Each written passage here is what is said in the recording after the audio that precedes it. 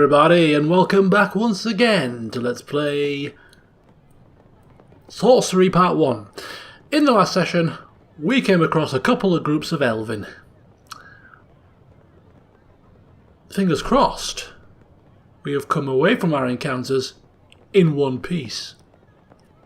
There may still be time for that to change, but I'm hoping that we have come out of it in one piece. Heinrich working wonders. Getting rid of that useless, we thought, block of ice, and using magic to entertain a village.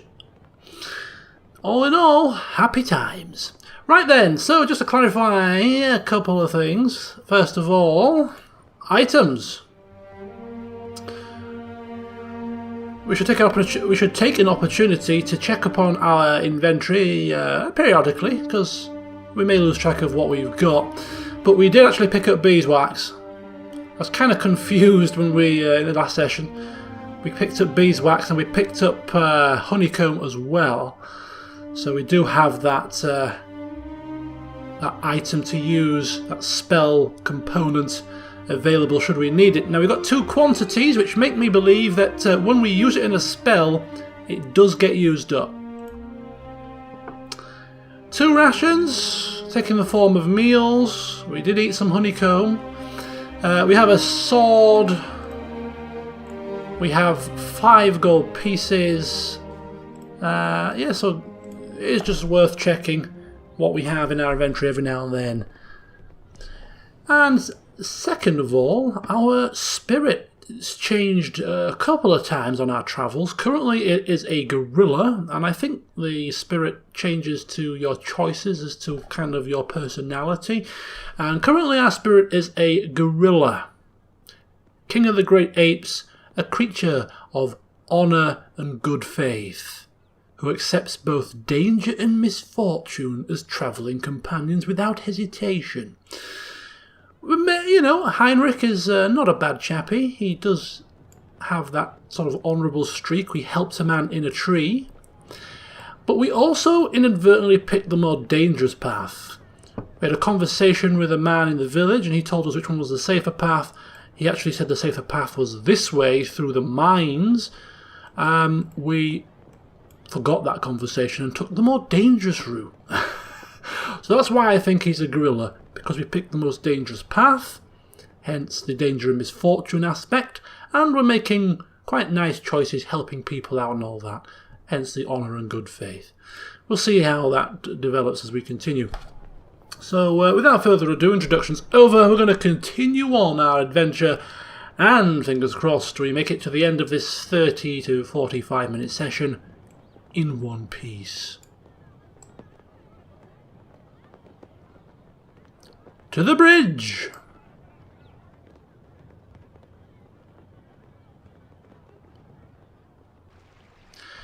Waving back to the Elven as you walk. He's now a lifelong friend of the Elven. I don't know what people are worried about. You reach the river once more, but now the path goes across it. Beyond you can see a long wide track with trees lining the left-hand edge and a wide field of long grass on the right. Sounds very picturesque. In the far distance, a curl of smoke indicates a village. The evening is beginning to draw in. It would be good to reach town before the light is gone. Now, before steaming across a bridge, I think it would be wise just to test first its sturdiness. So Heinrich tests the guy ropes to ensure that it is sound. But it seems safe enough. Satisfied? You make your way across the boards. In the middle of the bridge, a man stops you. "Halt!" he declares. "This is my bridge, and to cross, you must pay the toll." A toll? What do you mean a toll? For what? Heinrich asks. You look over the aged guy ropes, the warped boards. What is there to pay for? Do you think these bridges build themselves? Do you think it's easy living out here, an outcast from Tanti, trying to feed my children, when barely anyone takes these paths anyway? Now that you look, the man seems quite unwell. The toll is just 1 gold piece, he says. It's very reasonable. Okay. We could push him aside, we can lie, or we could pay the toll. Given what we know of our characters so far, I think the most likely option is he's obviously noticed this unwell-looking man talking about feeding his children. We can afford it. 1 good turn usually results in another, karma and all that kind of nonsense. Probably going to pay the toll. It's a reasonable toll, you remark, and put 1 gold piece into his hand. The man touches his forehead with the coin in thanks, and with that he strides away whistling. You head off down the bridge and back onto the path, none the wiser. You have a long way still to travel today. Have we been swindled again? Possibly. Common theme, perhaps?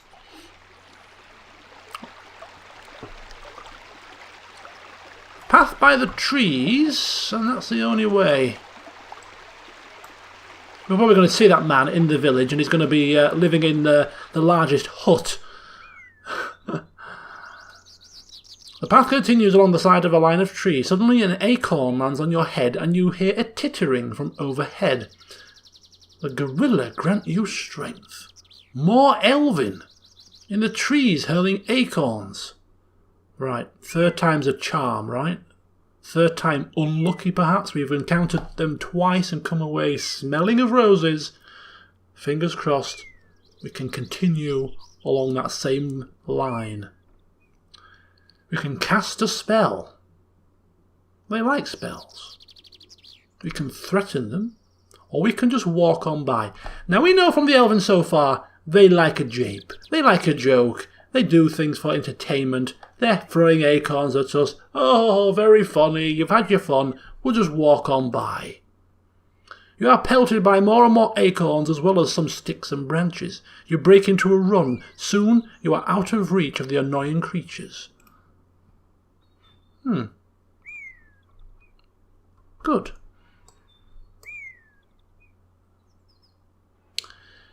Krista Tanti. The sun is now just past its zenith, and everywhere a dusty heat rises from the baked earth. You begin to think about where you will stay for the night. Another night sleeping out in the open would be best avoided. But then you see a small village set into the hill. Once again, a bit of caution perhaps, peering at the village, looking, surveying, making sure it's not full of elven. Smoke rises from the stacks. This must be Krista Tanti. The houses are well set with stones at their bases and thatched roofs of grasses and thick leaves. There is, unusually, more than just the one street running through the centre of town. But it is as though this place, once rich, has had its heart scooped away. Litter surrounds the buildings, and on the other edge of the village are rows and rows of empty, abandoned houses. You continue your slow trudge along the path. So you can avoid the village or we can enter the village. We've entered every village we've come across, which is 2 of them. One of them we've been robbed of coin, essentially. The other one we've been accosted, but then we've ended up not too badly off. Place looks run down, but the draw of maybe finding a sturdy bed and some food, drawing Heinrich in here. You walk into the village. Young hill dwellers pass you and stare at your strange clothes. You nod back respectfully. Look at them or ignore them. Confrontational? Showing respect? How are they going to take it? I think we'll ignore them. I think, yeah, you know, we're a little bit of an outsider here. We don't want to trigger any of them off. But then again, we could really do with getting one of their attentions to maybe find out a bit more about where we need to go. Somewhere to sleep, somewhere to eat, somewhere to do some shopping maybe? With what coin though? Their own attire is rough by comparison to your gear. They wear their hair long, but piled up on their heads. These people are ghastly poor. The village is like a ghost town, here on the knife edge of the backlands. There is an inn, or we could go to the alehouse and get some local gossip. Yeah, local gossip, why not? God, look at the state of these people. Look at that. Walking down the single road, you'll quickly find a hut with its front covering pulled wide open and the smell of brewed beer coming from inside. You go in. Several hill dwellers are here talking gruffly. When you enter, they watch you with understandable caution. The owner of the hut comes over to you. "Welcome to Christotani," he declares. "What do you want?" Yes, we're going to greet the owner, of course. "An evening's rest and a drink to wet my throat," you reply. "Ale is 1 gold piece," he answers. "Please sit." You go over to the table where the hill dwellers are. Sit with the eldest, sit with the youngest. Older people are usually wise. We'll sit with the oldest. Also, probably the less dangerous of the two. You turn your attention to the oldest man at the table. Whatever face he once had is lost in a labyrinth of wrinkles, and his skin is the colour of tanned hide from a lifetime in the beating sun. "Greetings, old man." He raises his mug in salute. "Stranger." His face is gravelly, at the dusty dirt that lines the streets of his town. "Where are you from?" "I come from Annaland." He nods. "Not many has crossed through the Cantopani gate, in either direction, if you know what I'm saying." "Yes, I understand." He grins and picks his teeth with a fingernail. "They say there is a war coming. Something to do with a crown?" "Yes." Last time we mentioned this, it didn't... have we mentioned this before to somebody? Did we mention it to the Elven? I can't remember.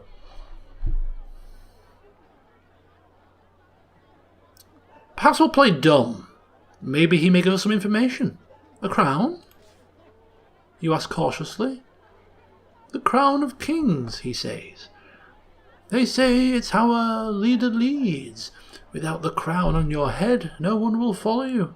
The crown can raise an army from the farmyard or command a population to walk into the sea." He shakes his head. "Sounds like a bad idea if you ask me. But if someone's got to wear it, I'd rather they were in Annaland than Mampan." You sip your beer. The old man exchanges glances with the younger man sitting opposite. Ask the old man about the area. "Can you tell me something about this region?" you ask. "Christotanti? Certainly, I'll tell you that around here we are always glad to help strangers when we can talk." "What lies beyond this town?" "Beyond Christotanti there are 2 paths," he says. "One takes you past Aliana's home, and you will need your wits about you if she's there. The other leads up into the hills, and Liaki, domain of the Great Ones. Either way you choose, I wish you the luck of Sindlar on your journey." Sindlar? Probably a god. "I thank you." The man nods. "I've had a lot of good. My good wishes will do you if someone tries to split your skull," he observes. The crowd in the inn is starting to thin out. You finish your beer in a single draught and get to your feet. You make to leave the inn. The owner stops you, holding out his hand. Of course, we will pay him a gold piece. We step out into the street. Look this way and that, trying to decide what to do next. and then realise the old man has joined you once again. He grabs your shoulder and presses a fruit into your hand. "Bomba," he declares through fermented breath. "I grow them myself. Good for the stomach." He pats your belly and walks away, swaying slightly. Oh, how sweet. You turn the old man's gift over in your hands. It is a thick-rinded fruit that keeps well and will be highly nourishing when you decide to eat it. Its only drawback is its incredible weight. It is now evening and time to sleep. So that goes into our ration pile. So if we go to rations now, you will see that we have 2 meals and a bomba fruit. So we can actually specify which specific meal we want to eat, I think. Unless the game forces us. Right, we can sleep outside or we can find an inn. Considering that we slept outside last time, I think Heinrich could just murder a comfy bed. Or at least a surface that is more comfy than the floor outside. Although our gold levels are dwindling very, very rapidly. You stop a passerby and ask for an inn, and they lead you directly to it. The woman who runs the place stands in the doorway with her arms folded. "Are you from the king?" she demands. "No, mere traveller," we reply. The woman narrows her eyes at you. "This is a guest house, the best in Cristatanti. Probably the only in Cristatanti. Only guests stay. And any guest of mine knows it costs me 3 gold pieces to host a man overnight and 2 to feed him. But it's all between friends." Just the room, please." The woman shows you the way upstairs to a room. There are 3 other guests already staying and asleep, so you settle quickly. The bed is not clean, but it is comfortable, and after the long day and all its narrow escapes, you are grateful beyond measure for the rest. And it has been a long day, so I think we shall eat some of our provisions. Eating a quantity of the cheese and bread.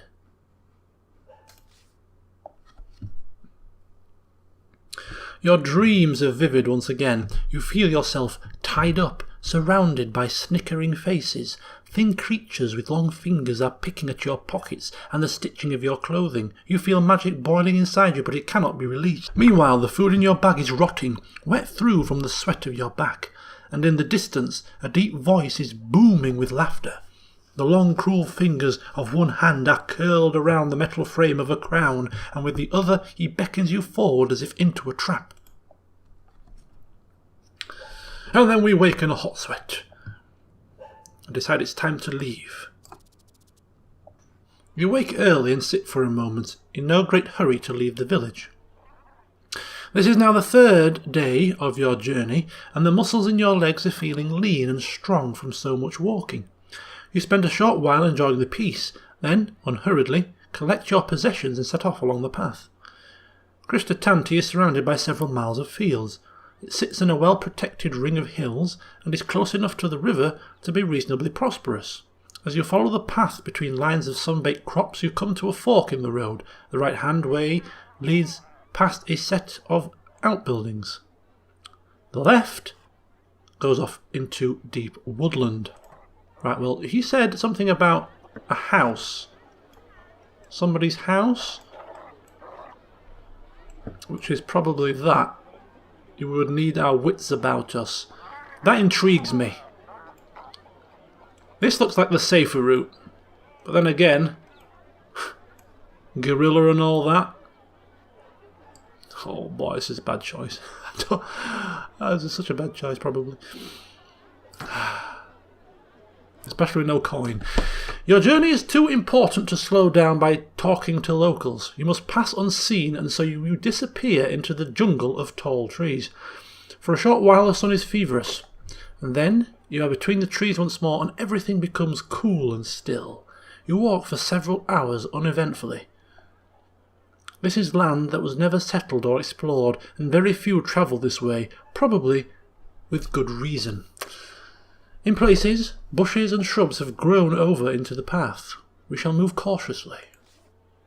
You prick your way carefully forward, moving slowly but silently between the trees. If there are any beasts nearby, you should be able to wring their necks without them hearing you approach. Then you come to a fork in the road still deep in the forest. Fork in the road.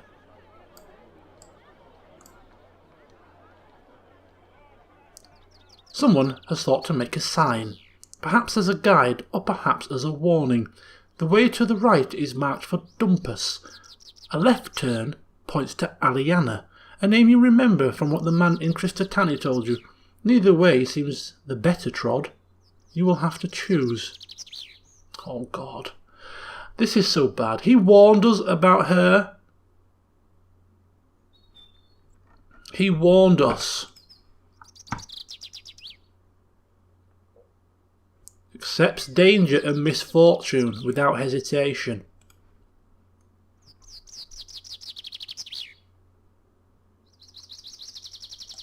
Oh, Jesus. I'm cringing here. These are, if I was trying to play a perfect playthrough with minimum risk and fuss and trying my best not to die, I probably would not be making these choices. However, in the spirit of my character developing in a certain way, it seems to be that he's in some things he's cautious and apprehensive, but in others he's got that air of he wants to. He's curious. He's got that curiosity about it. When something piques his interest, he almost goes against his better judgment. Crossing a bridge that looks a bit ropey and shady and unstable. No, that's too much of a risk. Talking to a woman who we've been told not to talk to, his brain sort of thinks, why not? Why not talk to her? Perhaps I would be able to get on with her. She might be able to give me some advice, something of use. She can't be that bad. Bugger it, he thinks. Oh. The path winds between trees that get greener and more lush. You must be closer to the river here, although you cannot hear the water. After about half an hour's walk through dappled shade, you come across a well-built hut. Flowers decorate its walls and the door has been painted with ornate designs. The path ends here. We could knock, we could scout, we can turn back. This is a chance for us to remove ourselves from the situation, but we're not going to take it because we've come here with a purpose. We could scout around, but then that may lead us to being labelled a snoop. So? But yeah.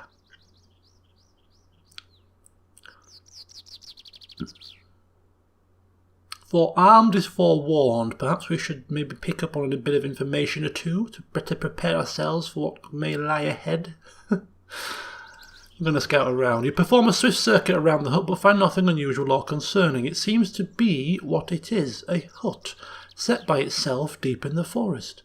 But for someone to survive out here on their own, surrounded by the beasts of the jungle, they must be someone quite powerful.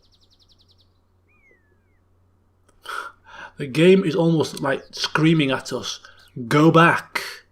You've been warned about her. She's out here on her own in a forest surrounded by beasts. Why is she out here on her own for a start? Second of all, the fact that she survived out here, powerful person. You don't want to mess with her. We're telling you now. But we're going to ignore the advice. And we're going to knock on the door. And there's no reply. Oh my God. What is the game doing? No, you don't open doors of random powerful witches. That's not something you do. There's no reply. The polite thing to do is to walk away. I knock on somebody's house and there's nobody apparently home. I don't walk in through it. You know? It does not happen.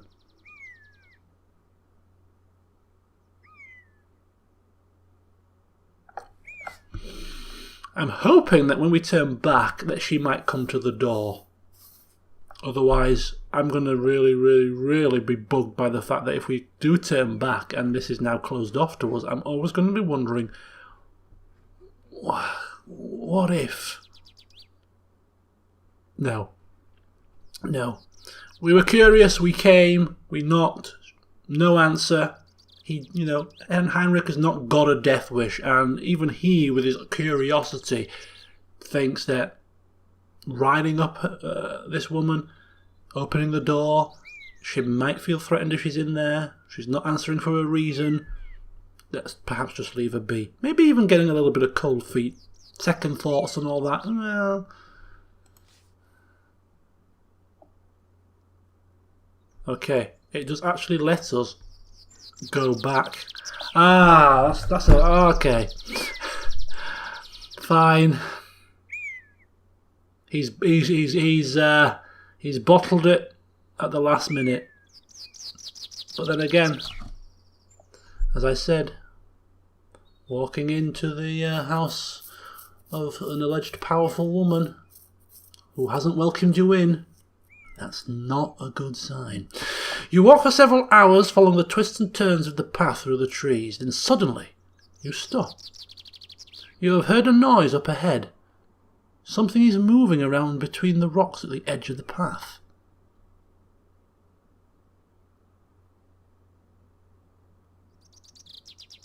Wait and look.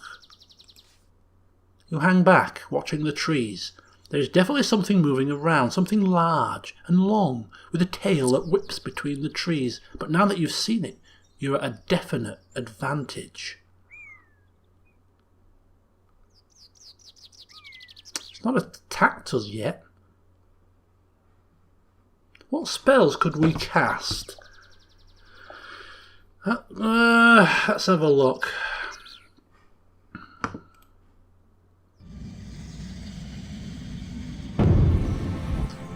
I'm just thinking, I don't think there's an invisibility spell. So we've got what? Z, D and L. Z, D and L, also J. Z, D, L and J. Right, we could zap it. Well, that's going to rile it, and probably not. Z, D, L and J. Law. That's the mind control spell about a non-intelligent creature.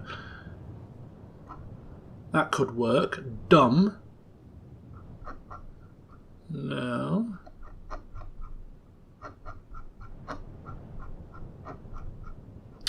Could it go for the old jiggery pokery again?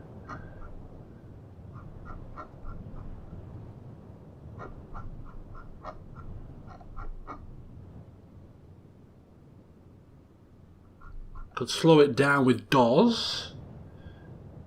Illusion of treasure with Dud.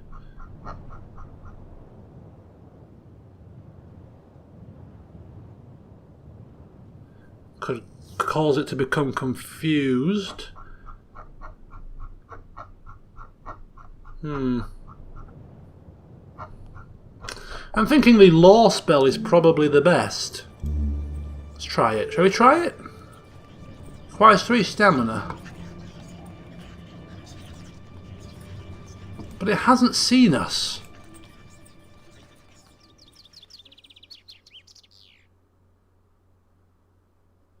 I'm thinking that if we try to creep round it, and it does see us, I think we're going to be forced into a fight. Whereas if we cast a spell, we get the preemptive attack. No, we're going to play it safe here. We're going to control this creature, make it disappear, hopefully, make it want to just go off and eat something that isn't us, and we're going to move on.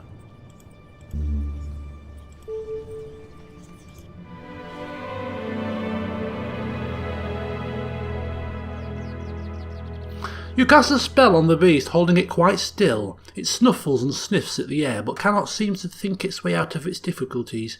You walk smartly away. Very quickly, of course. Approaching Dumpus. The path winds a few more times around gigantic trees, thousands of years old, and then emerges onto a sudden plain, as if the forest had been scooped away by a gigantic hand. A river trickles thinly between short grasses, and by its banks stands a tiny village. The village of Dump. We're not going to avoid the village.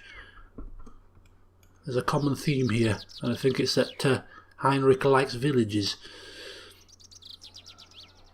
Today has been mercifully short and uneventful. You have made excellent progress. With a decent meal and a night's sleep, your next day will start auspiciously. So it is a shame and a worry that you have so little money. You head down into the village hoping to find charity. You follow the path down, passing a sign which declares it to be Dumpus. The streets are thin and narrow, and the buildings have been set close together, as if trying to withstand a storm. There is a terrible smell hanging in the air. All in all, it seems an unpleasant place. Talk to the villagers, find an inn, explore the town. I think first of all we'll get the lay of the land, explore the town. Halfway along the track you come across a couple of merchants' huts. You have no money, so you browse briefly. One of the merchants catches your eye and smiles. Well, traveller, what is it you need? Perhaps a way to earn some coin might be welcome at this moment in time. Asking if there is any work to be had. I need to earn some money. The merchant sizes you up. You look like a good worker to me. One of my friends needs some digging doing. I'm sure he would pay you and feed you for it. Digging what? You ask. The merchant shifts uncomfortably. Does it matter? You'll find out. He stares at you. So, he asks. He looks over his shoulder at the path. I'm going that way now myself. You coming? No. Sounds and looks shady. No. We will not be following him. We shall talk to the villagers. You pass along the main path through the village and pause outside a hut in which several of the hill dwellers are sitting and eating. They seem deep in discussion about something. Several are shaking their fists in the air. Lifting back the canvas flap, you step inside. The hill dwellers stop talking immediately and look up at you. One gets to his feet and gestures you forward.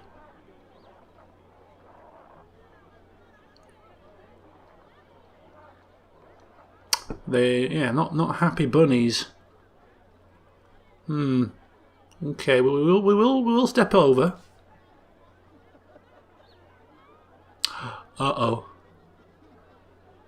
So, you step forward. Then one of the others calls something in their native tongue and points at your side to where your sword hangs out below the hem of your cloak. In broken common tongue, the first man croaks, "No weapons!"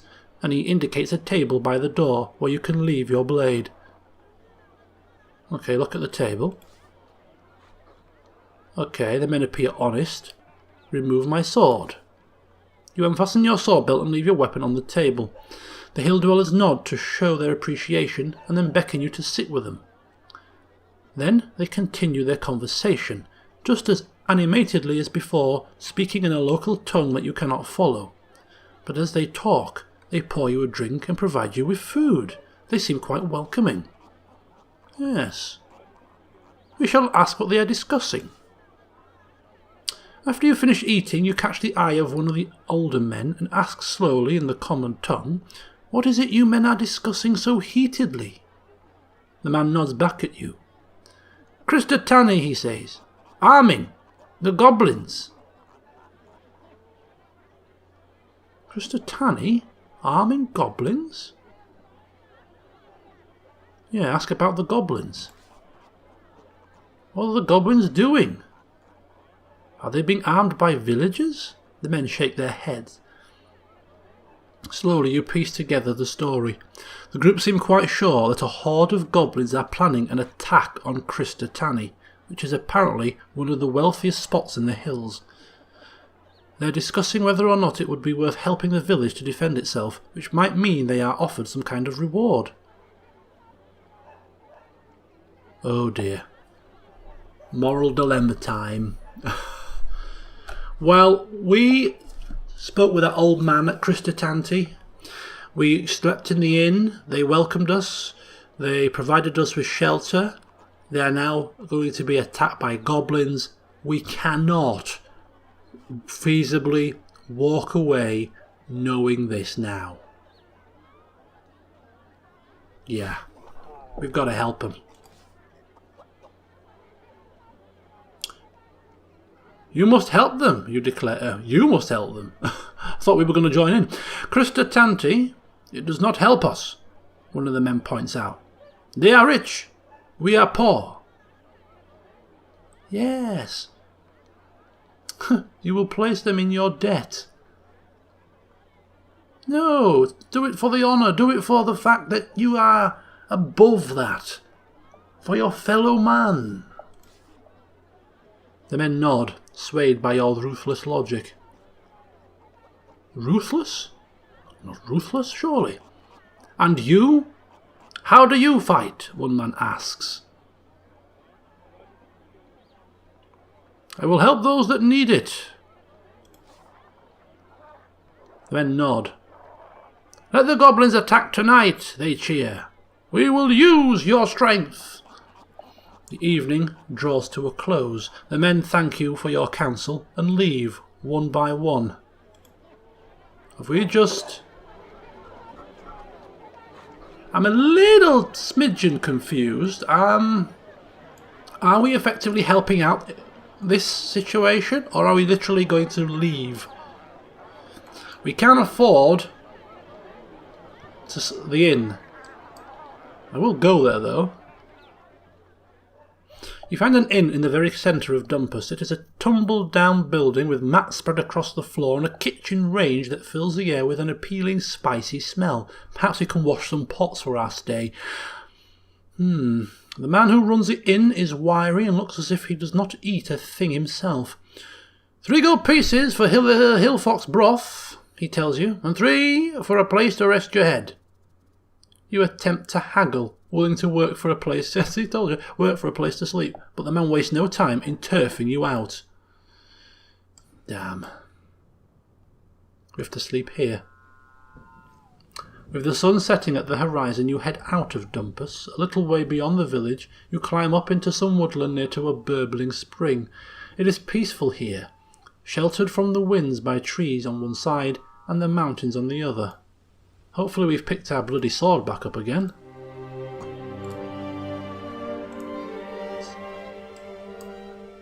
Seems we have. Right, we'll make camp. You walk on until you pass a suitable spot in the woods to make your camp. A crack between 2 large upright stones, with a dirt clearing behind it. You throw your possessions through and then squeeze in after them. There is enough space to stretch out fully. You should have a peaceful night here. We've already eaten, thankfully, to those hill dwellers and their discussion, so I think we should be okay to sleep without eating tonight.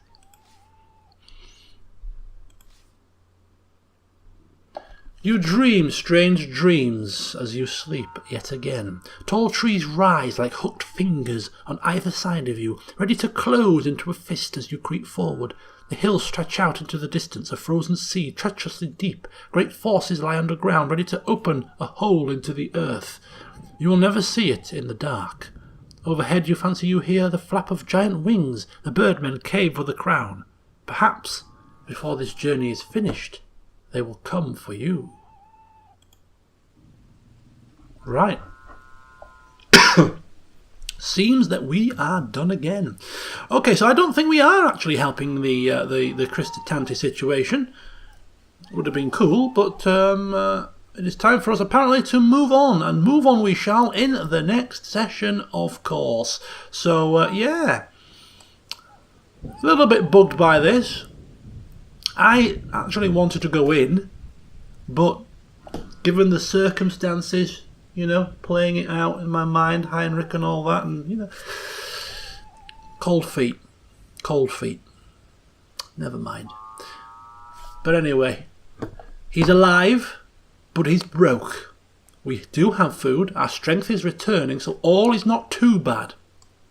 We just need to find some coin. And join me next time to see if we can. Until then, see you soon.